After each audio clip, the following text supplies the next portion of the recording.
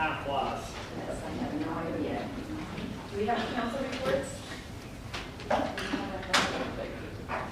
wasn't there. I can't how much that's it.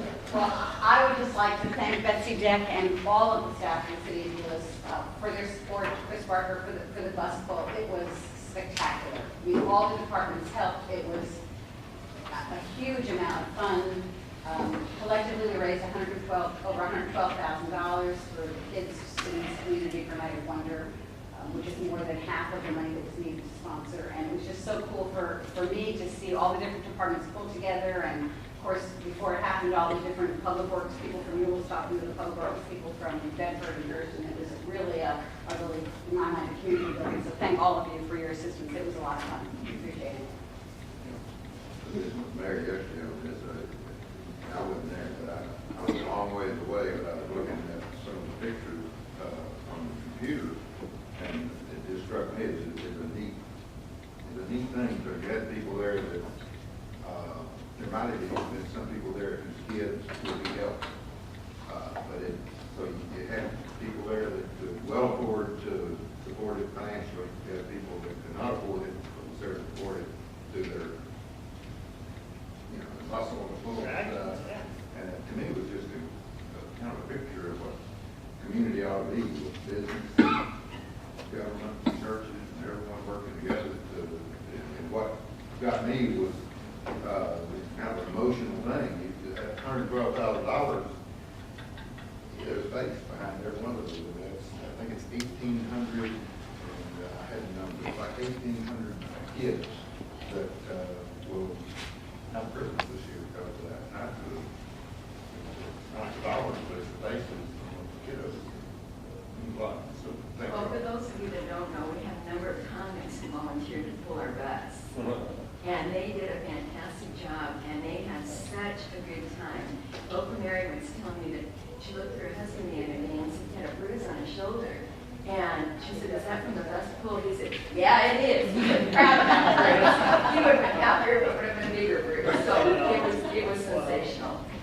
Classic Chevrolet did come in first, but Classic Chevrolet pulled an empty bus, whereas the Tanyas and the rest of Euless pulled a bus that had 28 folks on it. So we did great. I think we came in second. We did. We inched in. We were this far behind Classic. And every bus would hit the highway. Now, Hearst did reveal to me at lunch today that their bus driver has confessed that she had her foot on the brake for a period of time before she realized she should raise her foot. I told her that it was okay to gently touch the gas pedal. But she complained and said she had to turn it off, so I don't know why. Betsy and I looked at their video and we said, they just really got off to a slow start. And then today, There's the GoPro on there. And that's what I had the GoPro. they said she looked both ways, and most times would do. She took her foot off. The best part was Thursday afternoon when we were scoping out the course, and some people from Bedford and the school district had come, and the girl from Bedford said, "Well, how do you guys normally do this?" Never done it. So Mayor, Saturday morning I attended unofficially, kind of on a reconnaissance mission, the grand opening of the ribbon cutting of the Dollar General with 1,600 plus Euless. Fantastic turnout. I was primarily interested in the traffic flow for that primarily time spot when everybody would be around, and it worked out just fine. So it was a really neat event. Good, thank you. And we had a wonderful parade. We had the most spectacular float ever. Was it 45 feet? I don't know how long it was, but it was unbelievable. It had a huge sleigh and a bunch of little houses and a bunch of people on it and in costume, and the kids were going nuts. It was courtesy of Steve Simons, who's a former Euless resident, and I was telling Ray and Gary that he has offered to carry our Santa every year because they had, all the people on that boat had more fun at Euless Parade than they did at Great Minor Fort Worth. Well, that's all good. So we've got a great offer. Any other reports? Ms. Sutter? Yes, I'm sure most of you have probably seen the early voting totals that come out, but through the close of early voting on Friday, we had 817 folks come out for personal appearance, 117 ballot by mails, and for early votes, a total of 939.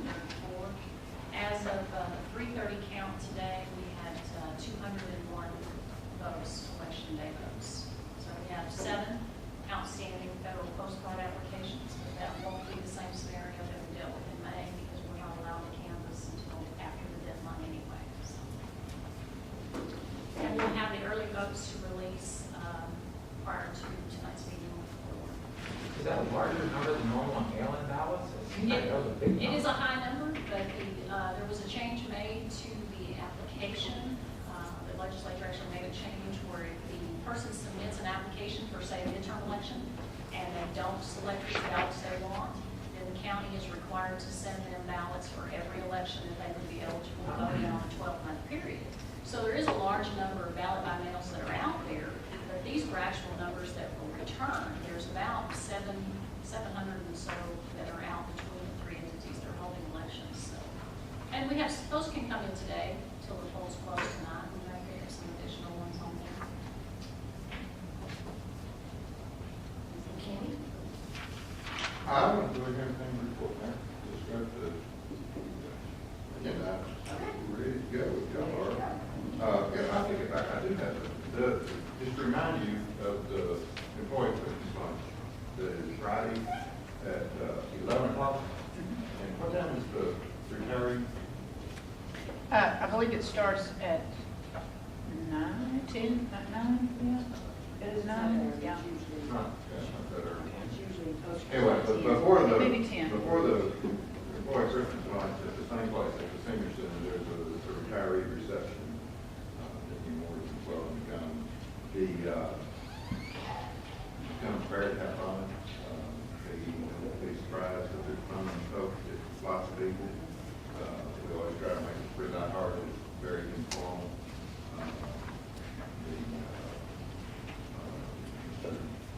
Tompkins, I think, is going to be running Southwest Airlines jet, and we'll be pulling it.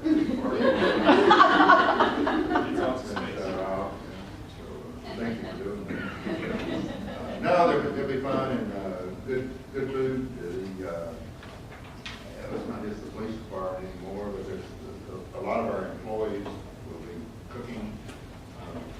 This is a good example of how bad things, I mean, good things can come out of bad circumstances. We used to have a catered meal, and it wasn't, for the number of employees we have, it was not a lot of money, but in the downturn of the economy, one of our cutbacks was, we cut back on our budget for our employee Christmas party. And Mike Brown's guys, Gary Landers, I wouldn't give him a lot of credit for it, but primarily Bob Freeman agreed to cook. And so we went from catered meal to a very informal barbecue that is a home-cooked barbecue. And it's all put on by employees. The employees put it on, they prepare it, they tear it down, they clean it up at a very, very low cost. So that was a good thing. I think everybody's enjoyed it. It's a much less formal. So if you be there. Good barbecue, good fun. Just don't come with your feelings on your sleeve. There's fun, lots of people. So we have a good time. And we'll be announcing our employees of the year during that lunchtime. So that's a really big deal for us. Also, as a part of that, at the end of it, we will have the kind of a modified version of the polar plunge that we had last year. The fire department, I'm not sure the details, but in their fundraising effort amongst their employees, I think it was actually their employees' request, there were some goals set, and if they achieve the goals, the people will go down the slide. Yes, Is sir. that generally right? Yeah, we get $5,000 as a department, and myself and my administrative staff would go down the slide and get wet. So they will be going down the slide of death. And then Sherry, y'all got, Eric will be, He will be taking the polar plunge, and we actually set 2 goals for the library staff. We raised $500 pretty quickly, which meant Eric had to run down the polar plunge slide of death. And then we set a further goal for library staff to reach $750, and Eric is going to kiss a pig. so it'll be big kissing. And then the other cities, the Hearst, who was the last cross line, I can't say about that.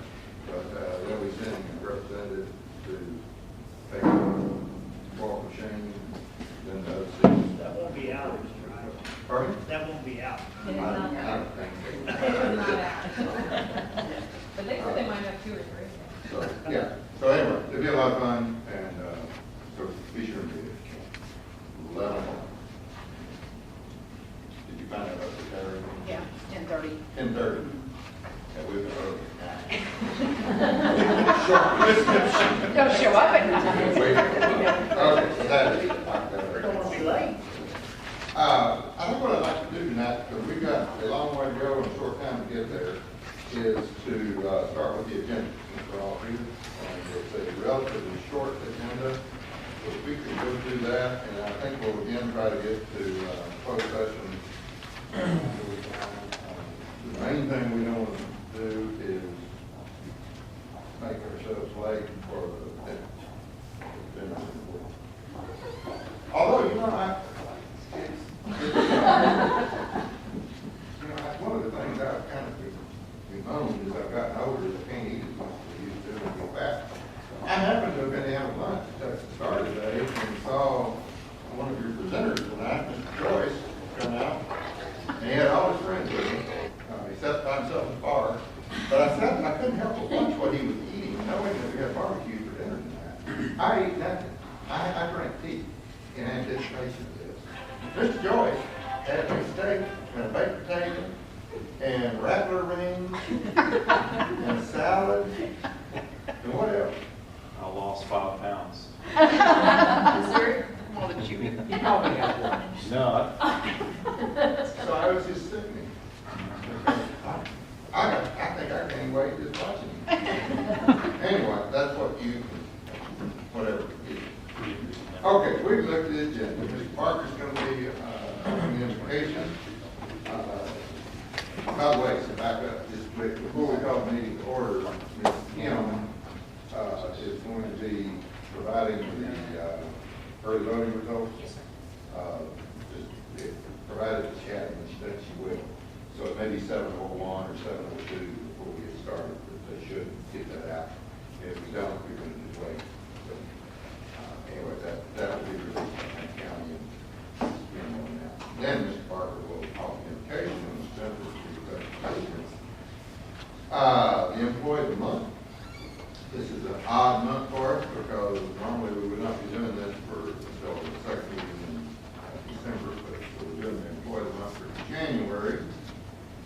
And that is Mr. Reuben Cardenas, lead man in public works.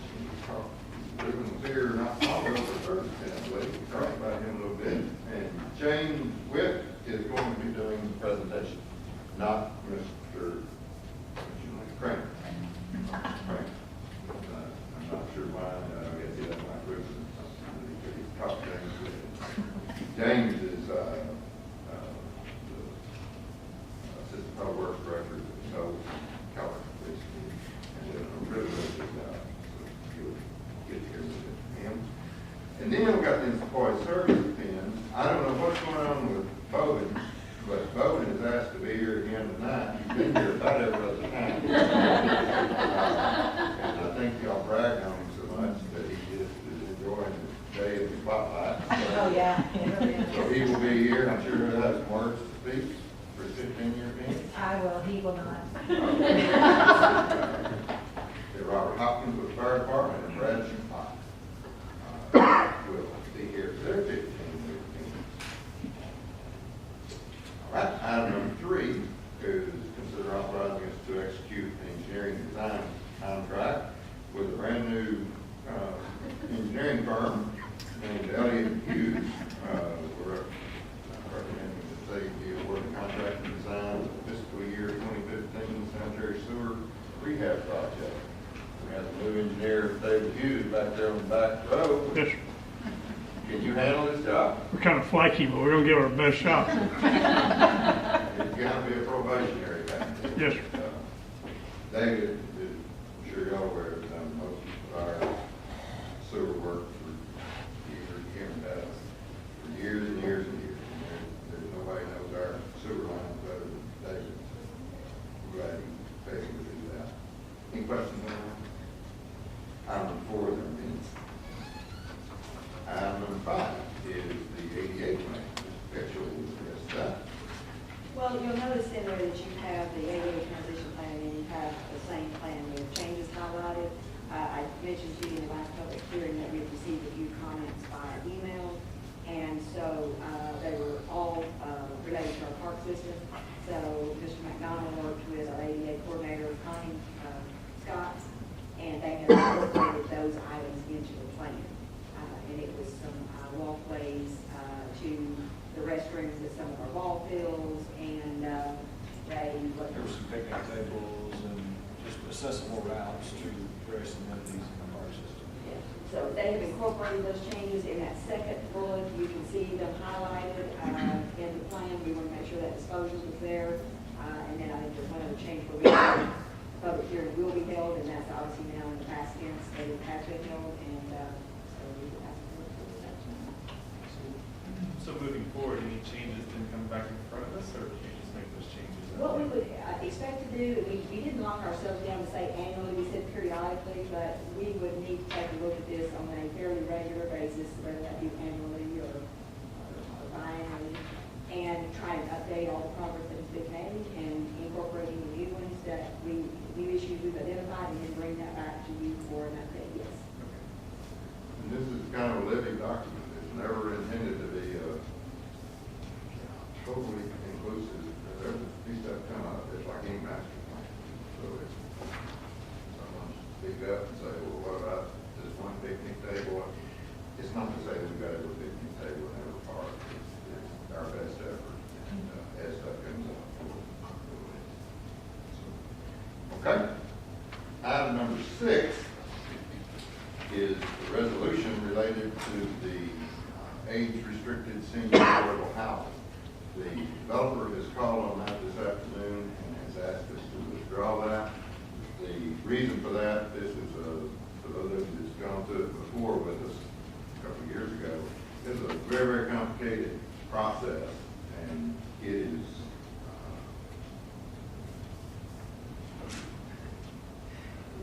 they don't have their ducks in a row, quite honestly, right now. And we will be bringing that back to you the first meeting in January with probably just 2 separate resolutions. One on the revitalization plan, and the other is the balance of it. And there'll have to be the opportunity to public hearing. So rather than try to squeeze it in tonight, we decided best about a quarter forward the call that we not play games with it, but just put it to lane. And I think that's still okay. And that's just a move target. So technical action. Is there anything different we need to do about this? No. Mayor, you should just announce that the council will take no action on this item tonight. Just need to make sure it's posted on your January agenda along with that other resolution. Thank you. Is there an explanation given to the audience? Can be. Yeah, correct. Appropriate. Correct. That's platform too. And I don't, anybody to think that there's something wrong with it. The project is all good. Everything is good. It is at the 11th hour. Probably an attorney said, wait a minute, there's not adequate opportunity for the public to comment. And there was some discussion just a few minutes ago of, well, maybe we just, let them comment here, but that's not public. In our mind, the public hasn't been notified of their opportunity to comment, so that's understood right. But please don't anyone think that there's a problem with the project or anything else, because it is a good project. I was reading through this, if I could talk about it. We moved from blighted to distressed. Is that what you've seen in here? Changed the terminology. It was South Euless, now it's just Euless. Revitalization plan number 1. Yeah, but the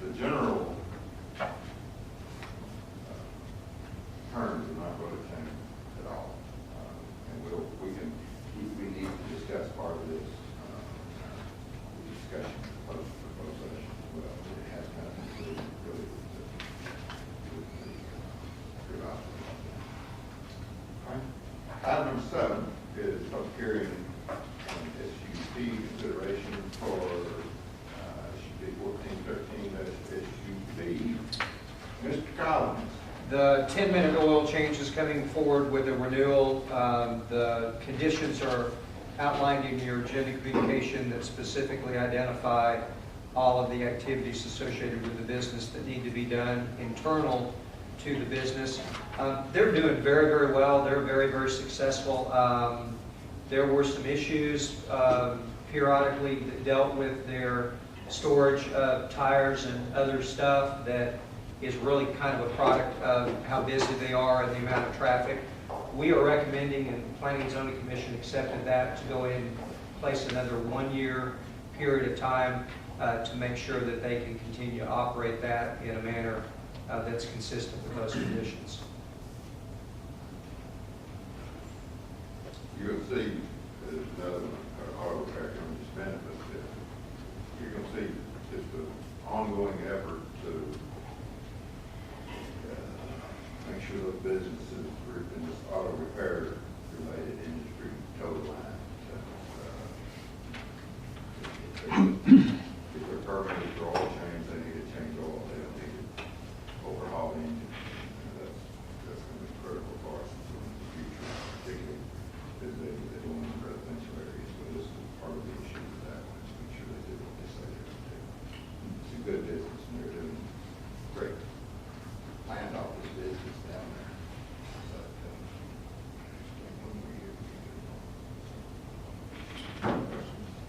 item number 8 then is SUP 1415 for another auto repair business on Highway 10. John? Fred Nurkey and his son are currently in the same business operating in a location on Trinity Boulevard.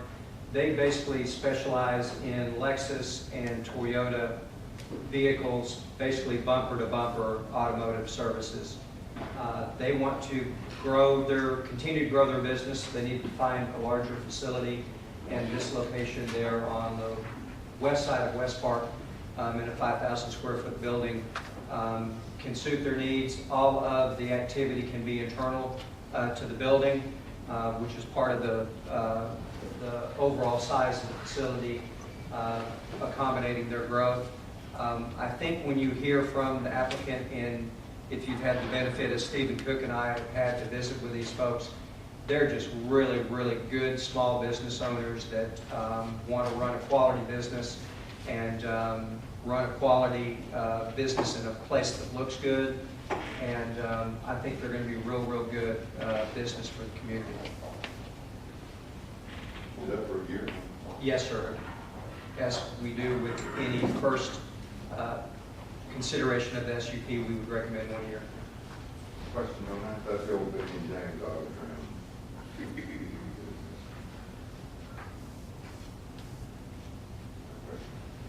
All right, then. That's the end of the agenda. Pre-council item. We can go as far as we can on this. See where we go from there. So, last time, Yes, sir, I did. That's okay. Well, I'm just thankful you went over the agenda items earlier, so I didn't have to follow the kissing pig.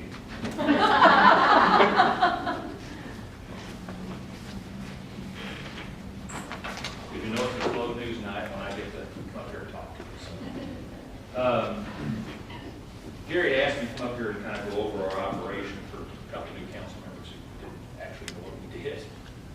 So that's kind of what I'm going to do tonight, is kind of give you a little brief overview of what we actually do in fleet facility operations.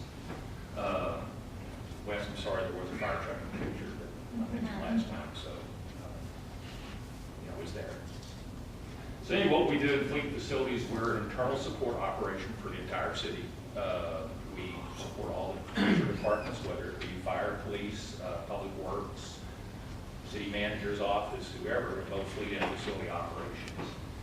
We run the day-to-day fleet operations and the facility maintenance operations for all our city vehicles and all our city buildings and facilities. We also do all the vehicle specifications in conjunction with the departments, where we will actually write the specifications, put those together for the department approval. We will go out and purchase those vehicles for the departments, whether it is off of my board or it's off of TIPS tabs, Or we can go out to the open market and see what the value or prices are and see if we're actually getting a good deal from those consortiums. So we do that in conjunction with the user departments. We also do interior comfort systems, which covers everything from air conditioners to heaters to bathrooms, and anything involved with comfort. We also take care of that for all the users. Alarm and security systems within the buildings, we're responsible for those, whether it's the fire sprinkler systems, the fire alarm systems, or actually the burglary systems, we take care of those. Also, the refueling operations for the entire city, we manage that. It's kind of interesting to see. You don't think about what we actually do when it comes to that. Is we pump probably about 130,000 gallons of gasoline a year, which is quite a large amount. About 85,000 gallons of diesel, and interesting, we pump about 20,000 gallons of biodiesel. We're also a big biodiesel user. Construction management, that's something I picked up, 15, 20 years ago. I also oversee all the project management of any new city facilities that are constructed. I run those projects, make sure they stay on budget, make sure the contractor does what he's supposed to do during the actual project. And grant administration, we do some grants occasionally for the departments. Our biodiesel being the most recent one, where we actually use grant proceedings to put our biodiesel system in place. Now, yes, of course, there's a picture of Ford on here, so, I'm a big Ford guy here, so Gary kind of asked me about that. In the grand scheme of things, from the 50s to the modern day, we still have a technician servicing a vehicle.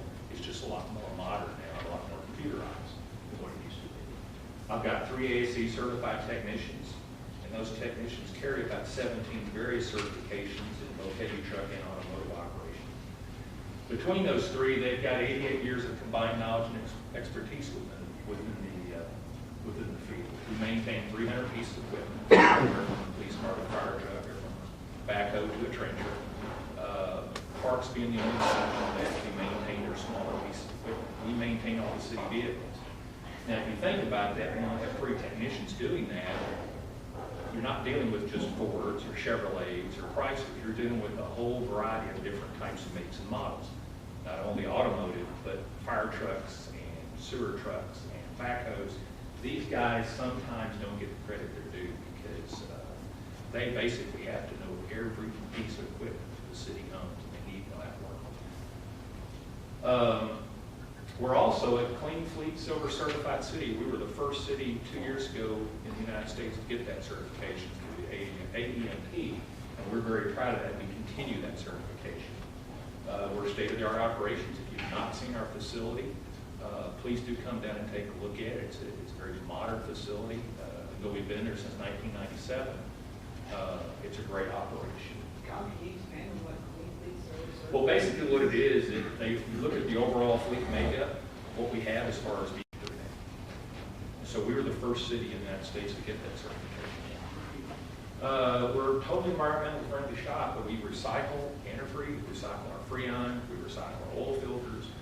We are a free paperless shop, and if you come out and look at the shop, you'll see there's very little waste that goes on out there. We try to recycle as much as we possibly can. And we provide high-tech services to all the user departments.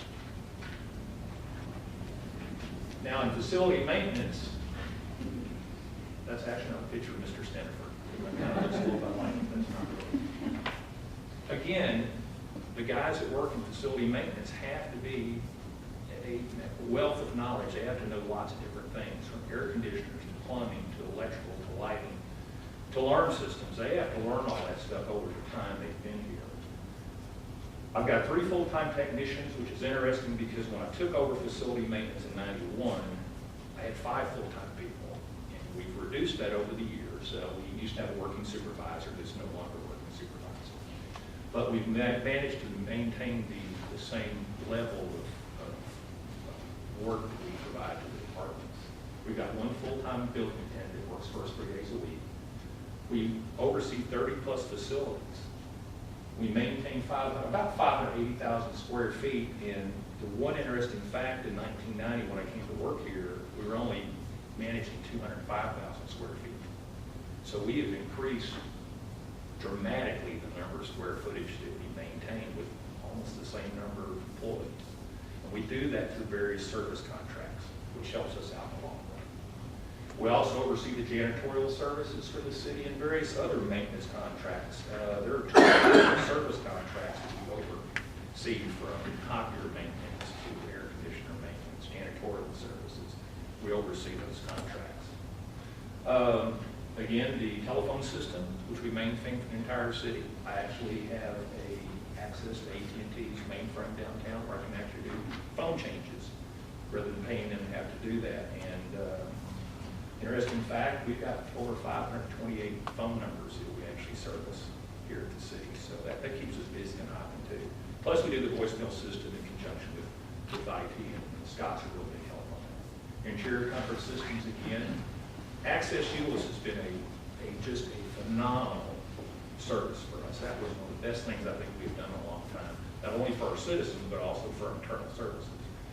Where if you're an employee, there's actually a section in there where you can go in and put a work order in for internal services. We can access that and now track all of our maintenance records for our facilities, which we could not do before. That gives us the opportunity to see what we're actually doing, where we're at in the process, what has been ordered, and when we expect the repair to be complete. And to carry that one step further, last year, we actually put iPads in our service vehicles so that the guys can actually access the access system in the field and not have to come back to the shop 3 or 4 times a day, which takes time to do that, and to go through and put the work orders. They can actually do that in the field now. Plus, they can also take pictures if they need, take a picture of an item with a part number on it. We can do that now, and they can receive the reports in the field. So that's really been a huge, huge help for us in facility maintenance. Now, what are we looking at in the future? Well, it's a continually evolving operation. It's not something where, we know we're going to work on this one type of vehicle or this one type of piece of equipment. It's continually evolving. We have to learn lots of different things, techniques, and new ways of doing things. We're always looking forward to new things. For LED lighting, we're planning on doing that in the parking lot here in the city this year. We're looking for those new ideas of doing things. Not only to save us time and money, but to save us some utility bills too. Some of our priorities we're looking at is staff development. We're going to continually develop our staff. Kind of like a doctor where the human body hadn't changed a lot in 2 or 3 years. Cars change every year. New technology comes out. We constantly have to learn with new technology or we get behind the 8 ball real quick. Invest in the future. We're investing in our infrastructure. We're investing in our building systems. We also need to invest in our technicians too. If you do not know it or not aware of it, automotive technicians are one of the fields that is woefully hurting for people right now. There's a huge shortage of automotive technicians. So we need to invest in the future and kind of stay active with the local training centers. Again, continued infrastructure improvements. I'm so thankful that I've got Cleric Club this year full time would be great. So anyway, I had to put that in there. But the most important thing that I can always say, I can do a little pitch here, is this training. The thing you've got to do in this industry, you've got to constantly train and learn things. And things change constantly. New technology comes in. In fact, I brought a picture or a training video of something new that's just come out that we're kind of excited about. Adam, can you bring that up? Let's talk about that for a minute.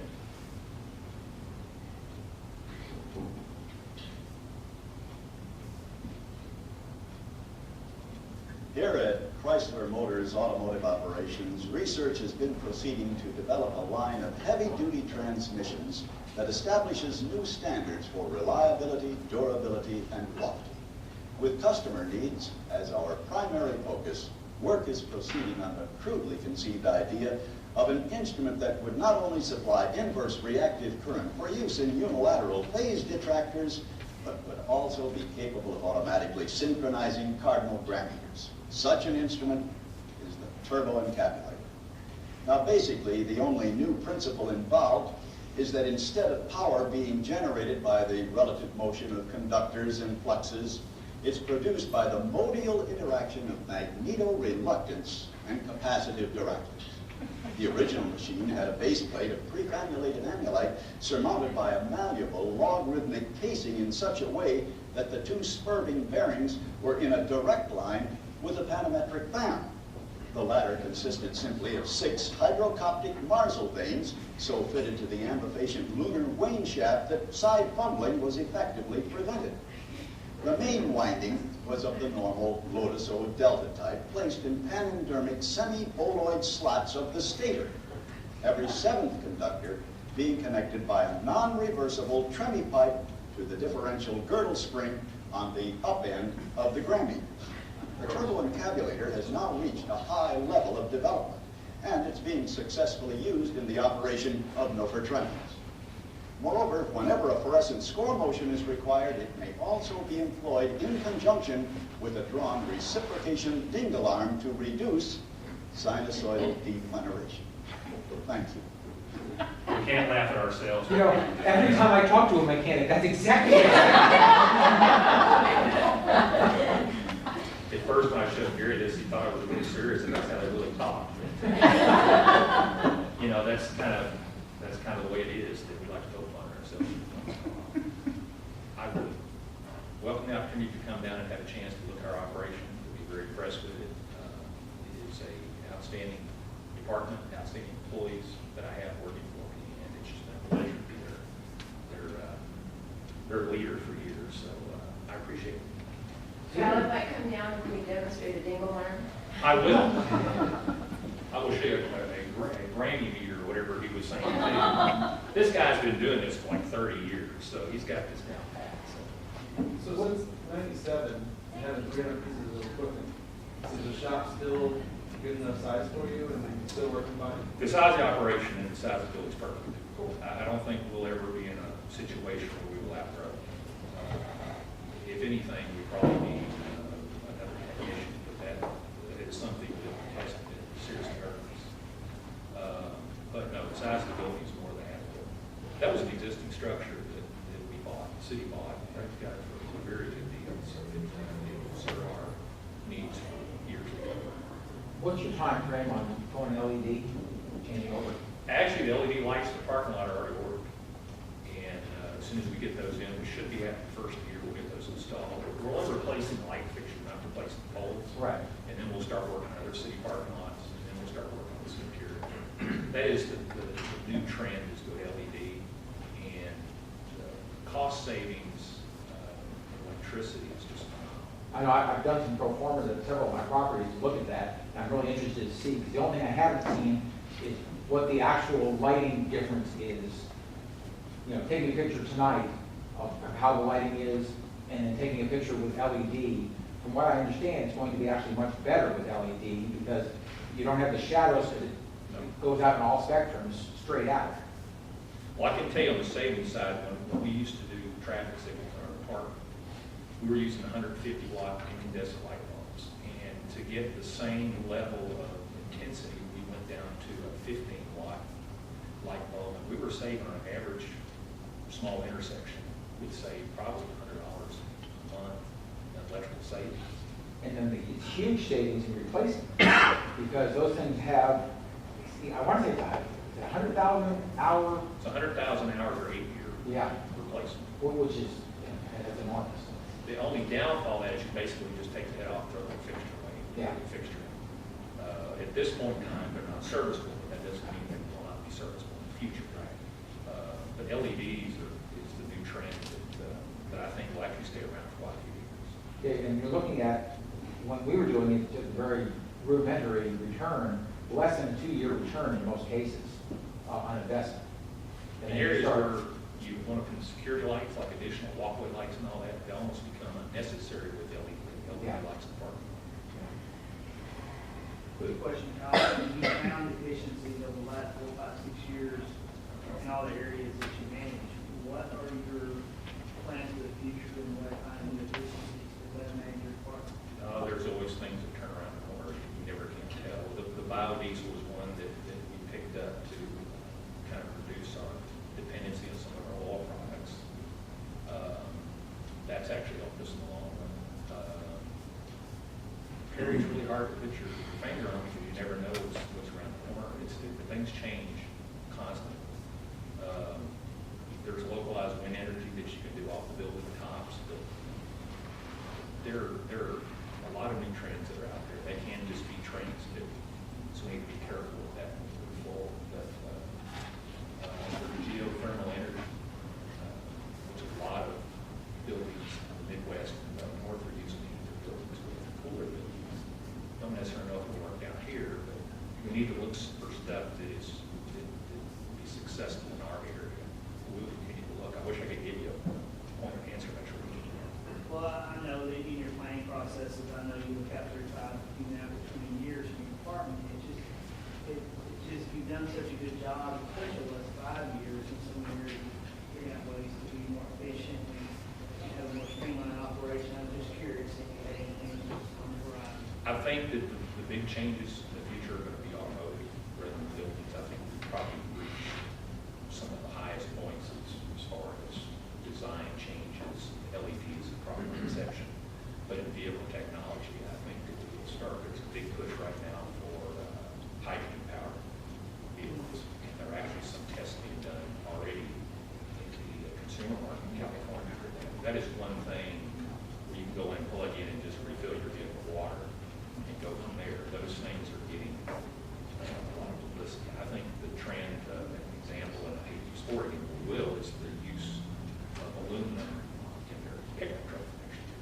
You're going to see a lot of that. Now that puts new challenges on us as far as our repairs are going to have to handle those. But you're seeing a lot of those new exciting things, nitrogen-filled tires, low rolling resistant vehicle tires and lubricants. You know, the trend was years ago, you fill your car up with 15 W40 motor oil. Nobody uses that anymore. It's all 5, it's all 0 W20. So there's a lot of technology changes. I think automotive will be the most exciting part of the next 50 years. John, how do you decide when the repair needs to go out instead of having your service tech people do it? Well, we cover most of the repairs that need to be done. Years ago, we used to overhaul transmissions, overhaul engines. It's just not cost effective for us to do that. I can actually go to GM in Florida and buy the whole transmission and the crate engine and get a bigger warranty on it than it would cost me to do it ourselves. It's just not efficient to do that. When we start talking about larger vehicles, like fire trucks and all that, we handle the majority of those repairs inside. And when it comes to suspension work or alignment work, we will take and farm those out. We just not only have the time, we just don't have the actual equipment to do that kind of work. So we'll send that stuff out. Large transmissions like on the big trucks and fire trucks, we'll send those out because we just don't have the equipment to do that. That takes a diagnostic. We look at the loads in the shop that day. We look at the user department that needs that vehicle back and what time frame we have. And if it's a fire or police vehicle, or a time frame for that. But it changes daily as vehicles come in, as we get a vehicle in the shop. But we look at it from an equipment standpoint. Do we have what it needs to? Do we have those in the shop capable of handling the repair? Do we need to get it back to the department quickly? And what's our equipment on that day? Well, thanks, Kyle, done a really good job over the last few years, just outsourcing some specialty jobs. Just in the last month or two, we awarded a contract for the HVAC repair, and I recall about $50,000 before down. There's no way we can keep staff trained in that at the rate that we get it done. But it's the electrical stuff, we used to employ master electricians, now that's all outsourced. We look carefully at the shop operation. When you get your oil change for $10.95, $4.95, it always seemed like we ought to be able to use that, but it's what Kyle always points out. To just show you there's a bigger picture. It's the part that you don't get at the minute oil change or the preventive maintenance. Particularly on police and fire vehicles, the inspections they do at a high level is what we get into the place. So there might be a few dollars in savings, but at the same time, that vehicle's got to go back to the shop, to spend time getting those checks done. And sometimes that downtime is about as costly or more costly than actual coverage themselves. Because if you've got too much downtime, you got to, so particularly in fire, that's the issue. So he's done a really good job of evaluating that, where there's opportunities to send it out. And the house operation is one that, you know, some of us had an opportunity to see where it came from. And originally, we were having repairs done at the Auburn Exxon station down with Anacarta Valley. And we started doing it in-house, and it was a tough operation there for a while. And Kyle came in, what year? 1990. And really professionalized that. If you go out there now, you go in that shop, you would not really realize that you're in a garage. It's not greasy, it's clean. Credit to Kyle, he has, and he works with a really good number of people. But they do a great job. We appreciate it. Thank you. Thanks, guys. Man, I'm glad I managed for 30 minutes.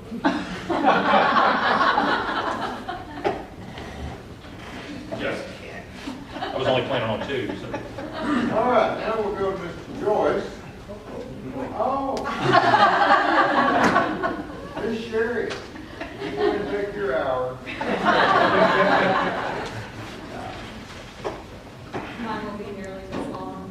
I have a. Now, what is that? I mean, it will be just as enticingly interesting as.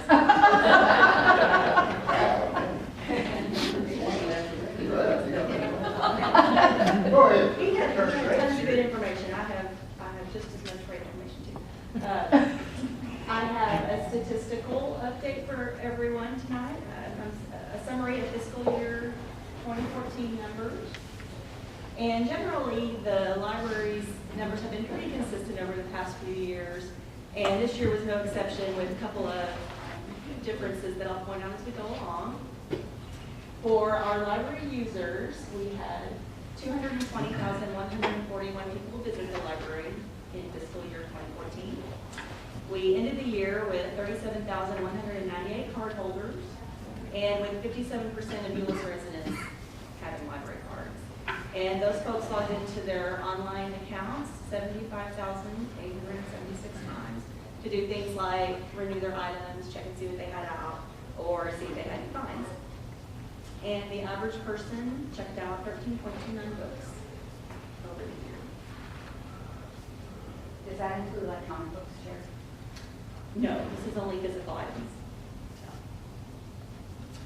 For the library collection, we ended the year with 105,500 items owned.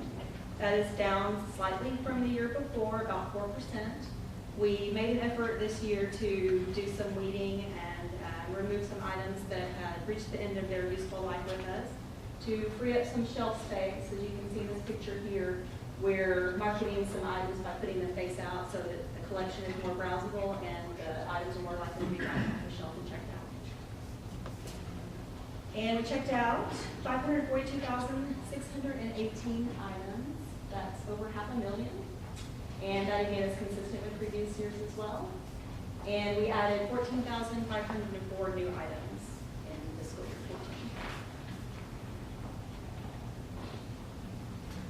14. And moving on to our ebooks and our other digital materials. Fiscal year 14 was the first full year of offering ebooks for checkout, and we have 1,442 books in the collection now, which checked out 6,263 times. We had people download 3,669 downloadable audiobooks and 2,688 digital magazines. And our children's ebook product, which is called Tumble Books, was used 12,197 times.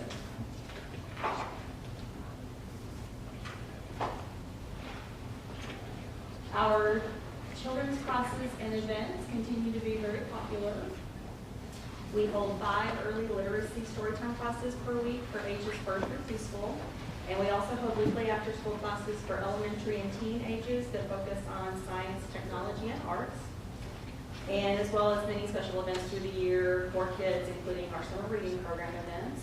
And the total number of programs was 492, which was an increase of 13% in number of events. And attendance was 18,071, which was an increase of 28%.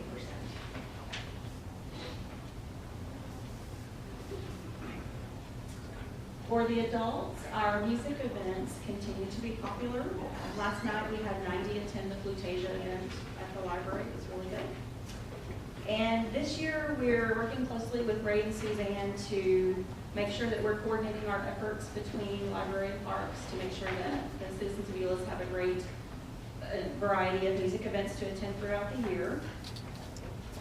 And some other classes and events include our Novel Ideas Book Club, the Pearls of Wisdom Needlepoint Group, which you can see in the middle photo there. They, twice a year, they do a big donation to March of Dimes. They do freebie caps for newborns, and they're standing in front of a huge pile of freebie caps that they've done. And another popular program is the AARP Tax Aid that we do from January through April every year. And total number of programs for fiscal year 14 was 141, with an attendance of 2,912.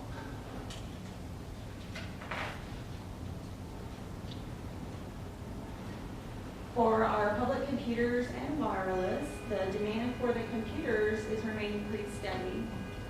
The demand for Wi-Fi is growing significantly. We had, I promise I didn't just. Somebody wait. We're working on one. There you go. Access to mobile. Both our public computer management software and our Wi-Fi equipment were upgraded during 2014. And for our public computers, we actually use 3 pieces of software to manage those and provide a good computing experience for the public. We have time control software, which regulates the amount of time someone can use the computer. We use rollback software to make a clean slate every time the computer is logged on so that there's no changes made to the computer between uses. And then we use content filtering. And with those 3 pieces helping us, we provide 4,000 to 5,000 computer sessions every month for the public. And that allows our citizens to do things like look for jobs, check on family members across the country, just do everything that you need to do with the computer these days. And for wireless, as of course mobile device use is increasing, so are the demands on our Wi-Fi network. And with the upgraded Wi-Fi equipment this year, we also took off the requirement to log in with your library card to use the Wi-Fi. So with those improvements, it's been a lot easier to connect, and we've seen about 1,200 Wi-Fi connections per month.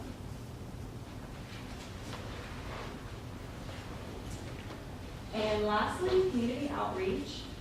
This is one of my ongoing priorities, to make sure that the library is visible in the community. And we are working on strengthening and expanding our relationship with the schools. We're making sure that we're part of any community events and promoting the library wherever we can. And you can see here, this is a picture from Oakwood Terrace. We have staff out there doing a presentation and trick or treat, and then the fire open house. And in fiscal year 2014, we attended 30 outreach events, which was a 188% increase over the previous year. And that's my presentation. Are there any questions? Sherry, can you go back to your e-book slide? That's an amazing number for your first year. What do you anticipate that? Obviously, it's going to go up, but what are your anticipation? I think that at the end of this year, we'll probably be at about maybe 2,000 books owned, and I think that the checkouts will go up correspondingly as well. And the Telebook library, that's like that number there for me. Yeah, that's been really popular.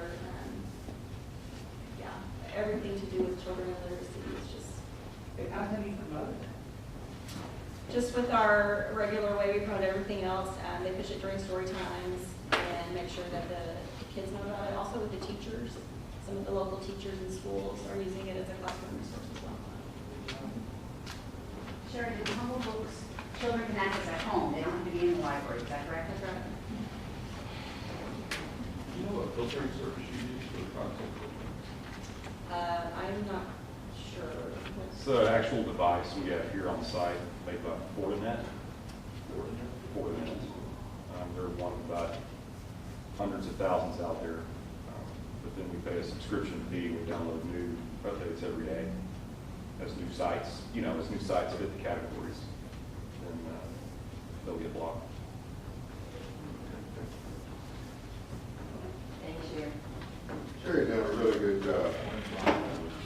One of the things she's done exceptionally well on is the community outreach.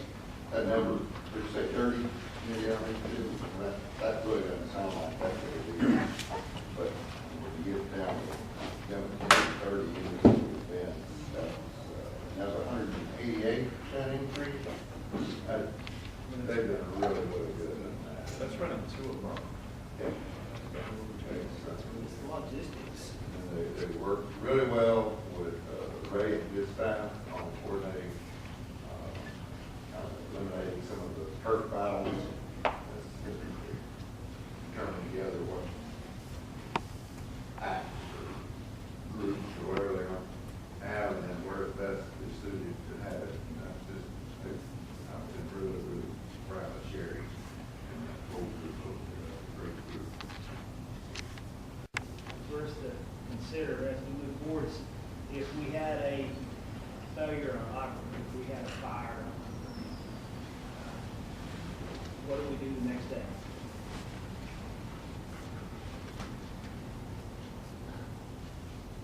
Sure. Good question.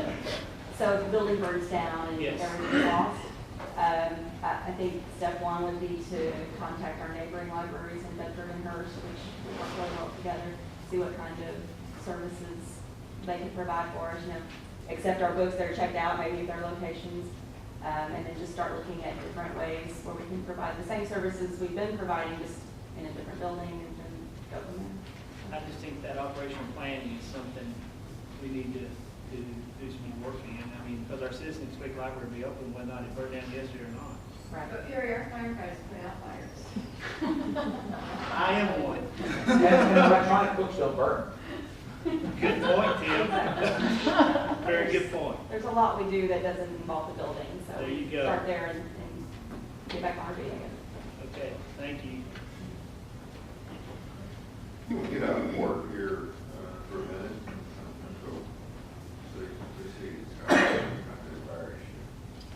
No, you're not off the hook. Ms. Nina has a very, very important and significant announcement to make. I do.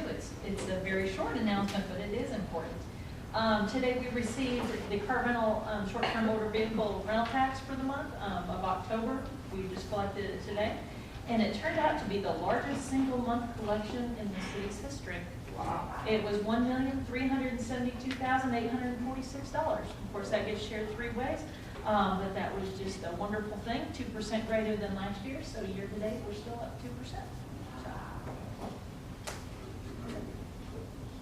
We just keep thinking that can't grow anymore, but it just, 2% doesn't sound all that aggressive over last year, but it.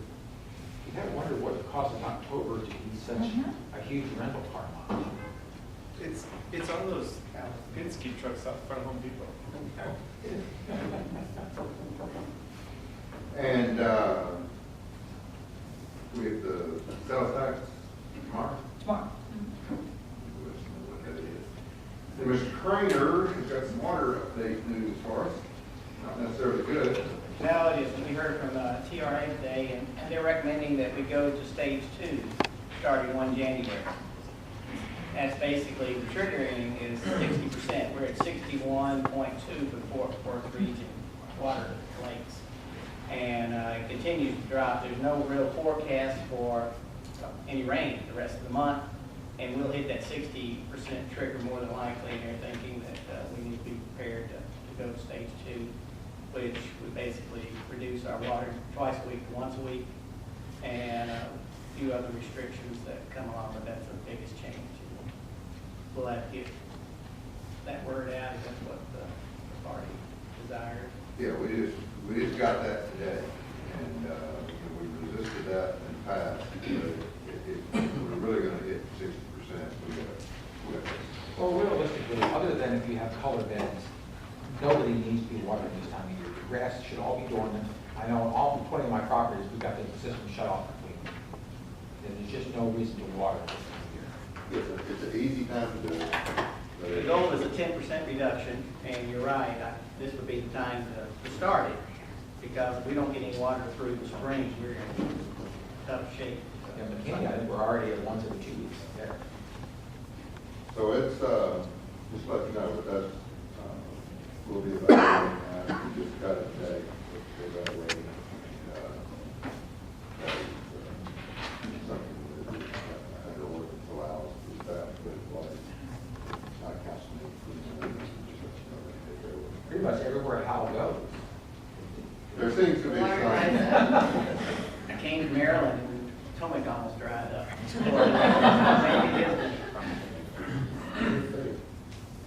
Anyway, any other water news related information?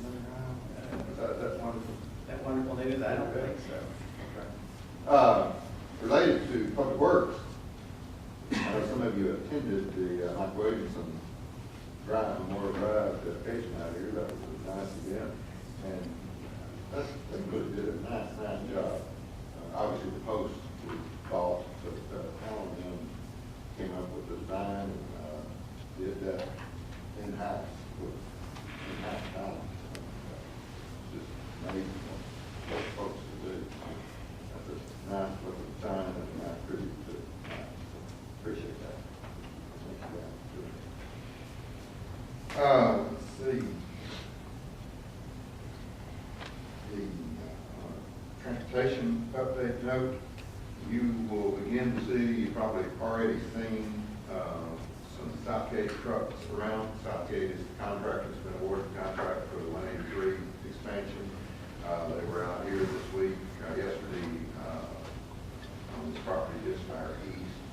I'm not sure what they were doing, but they're working out there. You'll see that more and more. You've already begun to see the traffic slow down, particularly in urban, east urban, as it approaches 35 feet. So that will be an ongoing basis. We will be working on, is that a monthly meeting we're setting up?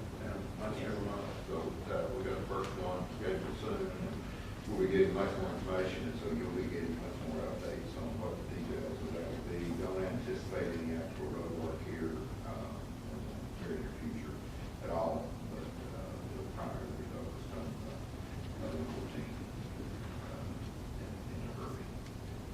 Still right-of-way issues here to be required. Came up with that transportation.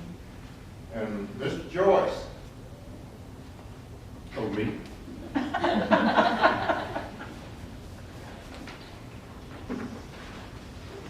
Just going to be after next big lunch. I know. I'm struggling.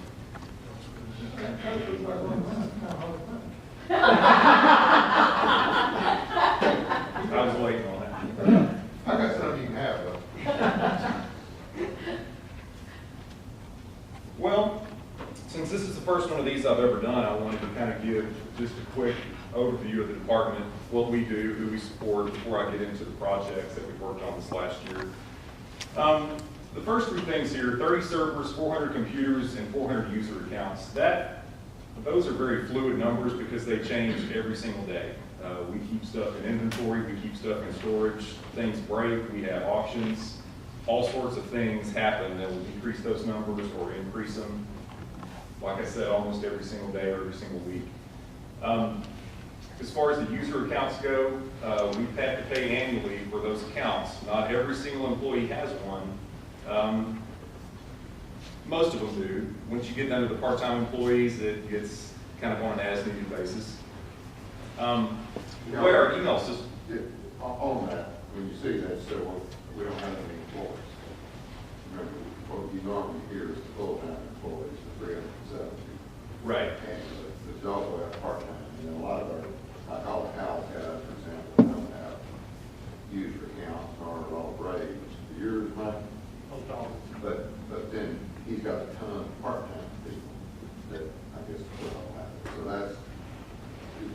city, we're not going to pull the wool over your eyes and unemployed. Right, and don't link that to employees, because conference rooms have user accounts as well for scheduling purposes. And there are other tangible things that we will assign an account to for various reasons. The software applications, almost every, well, I say almost, pretty much every department we've got has got some kind of a major software application they use to do their operation. Some of them have 2, some of them have 3. I don't know the best way to most politically correctly say this, we are involved in the operations of almost every department. And it's not really from a control standpoint, but it's more of making sure that departments get what they need from software vendors and from hardware vendors, and making sure that when they pay for something that they're not getting the wool pulled over their eyes. We use Access Euless. That is the root of all the things that come in for us to do. We try to funnel that through Access Euless. I mean, you know, people will pass us in the hallway, or Linda will catch me when I'm trying to eat my steak or whatever, or call us and say, hey, you know, could you come by and do this? Can you stop by and do this? But we try to create a work order for every single request that we get, because we use that for accountability. Because at the end of the year, we can say, okay, well, we spent this much time with this department, we spent this much time with this system, so maybe it's time to look at, you know, changing the way we operate. Maybe we need to replace something, maybe we need to upgrade something. And we get all that information, the statistical information, straight out of those work orders. Now, I haven't been here a year, so I say 700 annually. I'm really pushing this, so if I do this again in a year, it's probably going to go up. Because, like I said, I'm putting an effort into putting every single thing that we do in as a work order. Additionally, above and beyond just those things I've mentioned, those are your typical IT things, but you all know David Allen, a renowned GIS individual that, you know, we say he's the guy that prints the maps, but there is so much more to it than just printing the maps.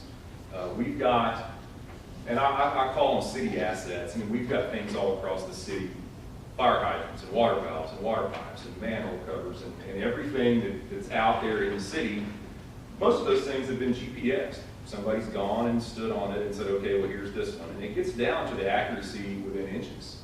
So then we can put a base map down, and then we can overlay all of those things on top of it and show you exactly, again, accuracy down to the inch where everything is in the city. And if you don't have that, it's one of those things I guess you really don't miss until you need it. And then you see how big the deal it really is. The data handles all of that for us. Software development, we don't, you know, a lot of cities will buy every piece of software that they use.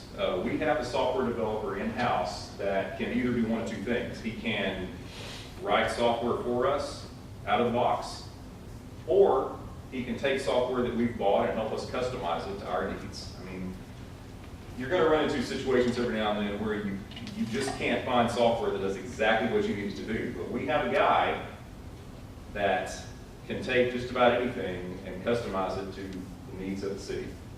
No, that's not me. If there was any confusion, no, it is not. I help him. I think it's me. Oh, yeah. You guys work as a team. I'm really trying to hold back. All the things I mentioned on the previous slide are internal services, things that we do for other employees. And, you know, honestly, 99% of the things that we do are internal services. But we do have things where we interact with the public, or we act kind of on behalf of the city interacting with the public. Going back to what David does at GIS, a lot of our maps are interactive on the website. Obviously, we can't put them all up there. For security reasons, we don't want to put them all up there. But things that the public would be interested in, we can put those on the website. The actual Access Euless system for work orders, you've probably heard the term cloud-based. That is a cloud-based system. It's not held here on any equipment, but we control as far as user accounts, who can log into that, what they can see, the reports they can run. When a work order comes in, where is it routed? If it has certain keywords put in it, it might get routed to us, it might get routed to Kyle's group. Online payments, water bills, online, court fines, online, any of those things, and it goes back to the previous slide talking about our software developer. He spends a lot of time on those online payments because he almost has to act as the intermediary between the city, the finance department, and the credit card company, making sure that when somebody pays a bill with a credit card, everybody gets all the information about that payment they're supposed to get, but it's also kept secure. And that is a huge, huge deal. Multiple web domains. You're all familiar with ULSTX.gov, but we've got arbordays.org, softballworld.org, we've got texasstar.com, texasstar.com, and on and on and on. All of those are held here over in our building on servers that we support. If this was sorted by order of importance from the public standpoint, it would probably have to be wireless internet access at the top. Sherry talked about that a little bit. Of all the things on that list that we have to keep up and going, if public wireless internet goes out for 30 seconds, there is an uprising. That stuff has to be kept going all the time. Right now, we offer public internet access, no password required, here on the campus area in most of the buildings. But obviously, it gets most of its use at the library. We also offer it at the Parks at Texas Star concession stand and at the rec center, even outside at the pool. And that gets used very, very heavily. Now, some of this was pretty short. What's that? I thought this was pretty short. Well, it was until I got bumped. It's good annually, so we have to do it. Right, I've got to get it all in there.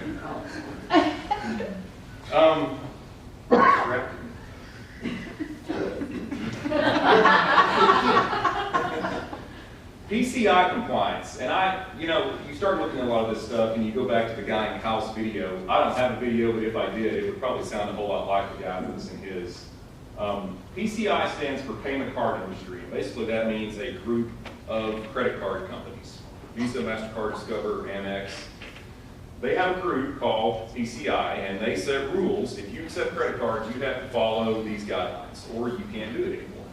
And all it is a set of security standards that are very technical, but also procedural, that we have to do here. I started that project when I got here in February and worked on it pretty much nonstop through the end of August. And we achieved compliance, but it's a fluid thing. If you'll visualize a dam holding the water back, it's got a hole in it, well, you patch that, but then the hackers are on the other side drilling a hole, and you gotta patch that, and then there's another one, you gotta patch that. It's a never-ending process of making sure that your systems are secure. The thing about them is that if they determine that you are not secure, they just say you can't process credit cards anymore. So it's a very important thing for us to keep compliance. The next two, and you're going to see a couple of these in here that you're going to recognize from previous budget presentations that other departments are working on. Hal's group is working on SCADA, just connecting all the remote sites for his department, the water wells and the water tanks. You've got to have a wireless connection between all those sites back to Public Works, and that's a project that we're working on right now. Same thing with the city facilities, keeping all the facilities that are not connected by fiber. We use wireless connectivity for those. And it is a very, very cost-effective thing. Honestly, this is a personal opinion. I would say 10 years, 15 years, just the idea of having a wire connecting something it's going to be unheard of, because there's a wireless solution for just about everything you've got. The library AV system was my personal pet project. That was, I don't know why I thought that was so much fun, but I did. That was a project that was approved, I want to say, in FY 12 or 13, that I worked on this summer in the meeting room. The council AV system, we're going to have a little bit of a hand in that. That's something that Betsy talked about last week with the video wall that's going to be in there. There's a company coming in to do that, but IS is going to be pretty involved when that goes in. Virtualization, I can't remember who made fun of me during that budget presentation when we were talking about, I think it was you, talking about budget presentation, server virtualization. But that's a project we're working on right now, combining all of our physical servers into one box. And I mean, the savings you get on that are phenomenal, from obviously the physical hardware to the electricity to keeping the room cool. And of course, I mean, this annual system upgrades, that applies to everything we do, not just the desktop computers, but the laptops, your tablets, equipment in the wiring closet, projectors, anything that we support has got to be swapped out on a 4 to 5 year basis. And there's my motley crew. I picked the best pictures I could find. We do a lot of stuff. I mean, that's just what it comes down to. And I don't want you to get any ideas that I do all this stuff by myself, because I don't. These guys right here do a lot of work for the entire city. Public, internal, all departments, all the systems. You may see Jake and Brett because they are in there, but David and Tommy are behind the scenes over in my building. And there's, you know, IS is one of those departments that if everything works, you don't ever see us, you don't want to see us. This is what we look like, we don't want to see us. But when something breaks, we're the first place everybody looks. You know, payroll is down, why can't I get paid? The internet's down, why I can't get on the internet? I mean, the list goes on and on and on. So I just want you to hear it from me, number one. These guys deserve a lot of credit. And with that. So back to that, one thing, as we hired Scott, we really had a big struggle. Because you can see there's not a lot of hair in this we struggled mightily. At one time, we considered maybe having a shaved head to fit in. This is all I've got. So like we're equal opportunities. We hired a hair and a hair. That's a great group of guys. What they do is just amazing. You know, there was a time that our credit card deal went down. There wasn't that big a deal. But now, I mean, Janina would be, she would be bald. She'd pull her hair out because so much of our payment is online and by credit card. It's just amazing. Tommy down there on the bottom right is kind of the glue that holds that credit card deal together. That is a huge, huge risk. Is not being applied or having been hacked on the credit card. So that's critical for us. So, and then you obviously heard a lot about what David does. David Brett, they all of them do a great job for us. Every department, police department for the most part does their computer work, but Scott's got a part to play. The library for the most part does their own computer work, but Scott plays a part in that. And I said Scott's got the group, so it's just a very small staff, but it's critical. We appreciate what they do. Questions? I have a quick comment. As you well know, we've been down this path before, but I said when virtualization will allow solve your coup problem with operational planning, hot and warm cold sites. Absolutely. And one of the things we're going to try to do is we put a system just like that in the police department just last year. And we're going to bring up 2 identical ones, and then we're going to synchronize it. They'll have their stuff, and we'll have our stuff, but a copy of ours will be over there. A copy of theirs will be over here. So in the event that, I don't know, pick something, there's a fire, there's a tornado, there's a whatever, at least there's a copy of all of our stuff down the road. Running Somewhere. You might have to go over there to get it, but at least it's going to be there. Right. So, that, I mean, you said that last year. I knew where you headed, so I just wanted to say you're doing that. So Scott, do you run the, I guess the police laptops or the fire laptops or anything? No, that's held at the police department. That's still Jerry?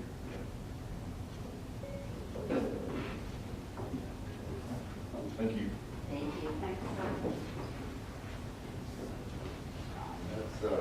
That's a lot of talk about cloud. Alan and I, we talked about clouds for years. Whether it's deep water, deep cloud seed. So it's not these young folks. We understand that. We've been in clouds for years. I can't live in clouds. We had line clouds this morning. We had low line clouds. I know that. The timing has worked out really well because Mr. Landers has gonna be able to give it, and give him an opportunity to work on it a little more, which is good, but, it make it more interesting, all those things. But, kind of been tradition the last few years that we have barbecue for our, Christmas, council meeting after Christmas. This is it. So nobody chose it. Can't give anybody credit for it, but, you agree? Well, I agree. Traditional brisket and manger, I mean, I think that is. So, the barbecue is ready. If, council will get the food, then we'll keep the meeting